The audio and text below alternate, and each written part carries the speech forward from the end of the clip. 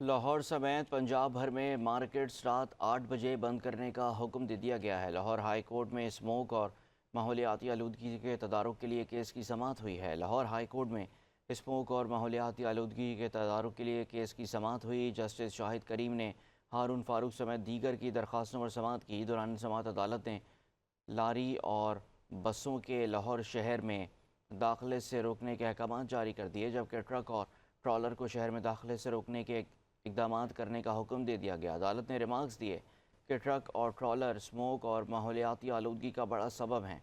Dolphin police और police एहलकार heavy traffic control करने के लिए तैनात किए जाएँ। हर समात पर हुकूमत को स्मोक कंट्रोल के लिए इकदाम का कहते रहे।